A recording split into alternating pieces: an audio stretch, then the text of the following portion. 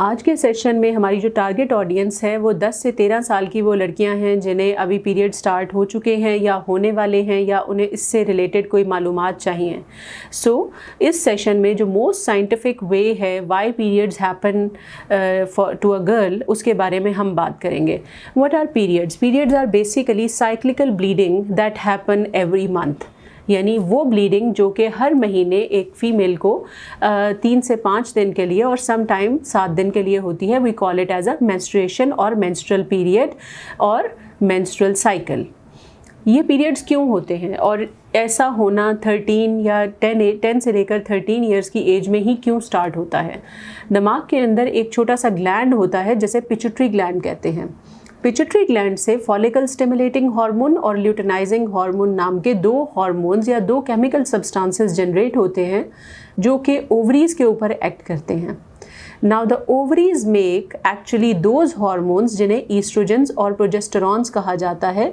These are called as female hormones, और यही वो हार्मोन्स हैं जो कि फीमेल के एक टिपिकल बॉडी स्ट्रक्चर और उसकी बहुत सी जो फेमिनिन अपीयरेंसेस हैं उनका बायस होते हैं। आई होप कि अभी तक ये चीज़ आप सब बच्चियों को क्लियर हो चुकी होगी कि estrogen and progesterone are basic hormones जो कि फेमिनिन अपीयरेंस का बायस बन रहे होते हैं। इन एडिशन टू दैट, यही हार्मोन्स यूट्रस यानी बच्चेदानी के अंदरूनी झिल्ली के ऊपर असर करते हैं और साइक्लिकली हर महीने पीरियड्स का आना शुरू हो जाता है। बहुत सी एडोलेसेंट बच्चियां इस चीज़ को रिलेट करेंगी इस बात से कि फर्स्ट टाइम पीरियड्स आते हैं तो उसके बाद या तो इरेगुलरिटी स्टार्ट हो जाती है या फिर एक लंबे टाइम के लिए एमेनोरिया हो जाता है। So this is called as physiological problems of menarche, यानी ये मेनार्की के वो प्रॉब्लम्स हैं जो कि फिजियोलॉजिकल हैं, दैट हैपन्स क्योंकि अभी आपके जो ग्लैंड्स हैं वो इतने मैच्योर नहीं हो चुके या वो अपने आप को साइक्लिकल एक्टिविटी के अंदर नहीं लेके आए कि वो साइक्लिकल मेंस्ट्रुएशन कॉज कर सके। ईस्ट्रोजन इज़ द हार्मोन जो कि पीरियड्स के पहले 14 दिन में, यानी जिस दिन पीरियड स्टार्ट हो रहे हैं उससे लेकर फर्स्ट 14 डेज में एंडोमेट्रियम यानी बच्चेदानी के अंदरूनी झिल्ली को ग्रो करवाते हैं। लेकिन जो प्रोजेस्टेरॉन होते हैं वो उसके अंदर सिक्रीशंस ऐड करते हैं कि इन केस अगर प्रेगनेंसी हो जाए तो वो उसको सपोर्ट कर सके। यहाँ पर एक बहुत इंपॉर्टेंट चीज़ जो आपको गाइड करनी है वो ये है कि इन बच्चों को ये गाइड करना या इन एडोलेसेंट एज ग्रुप की जो लड़कियाँ हैं उनको गाइड करना ज़रूरी है कि ये सारी चेंजेस शो करती हैं कि now they are entering into the reproductive age group.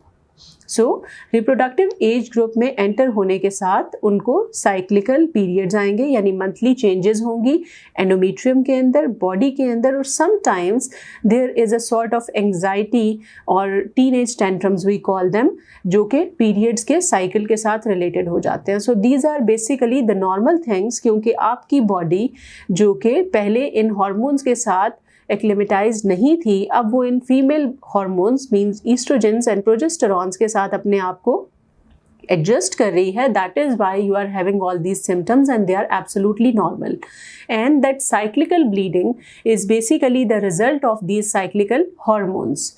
और समटाइम्स जो फर्स्ट पीरियड है जिसको मेनार्की कहा जाता है, उसके बाद तकरीबन 6 से 8 महीने लगते हैं इस सारे साइकिल को एडजस्ट होने में, ताकि एक मंथली रेगुलर पीरियड इस्टेब्लिश हो सके। अगर इन पीरियड्स के इस्टेब्लिश होने में किसी भी किस्म का कोई प्रॉब्लम होता है तो in that case it is mandatory for you कि आप अपनी गायनेकोलॉजिस्ट को विजिट करें और विजिट करके कुछ मेडिकेशन या कुछ ट्रीटमेंट ले सकते हैं जो कि आपके इस बॉडी के साइकिल को एडजस्ट करने में हेल्प करते हैं। आई होप मेरी ये जो सेशन वीडियो रिकॉर्डिंग है ये एडोलेसेंट एज ग्रुप की लड़कियों के लिए बहुत हेल्पफुल होगी। Thank you very much.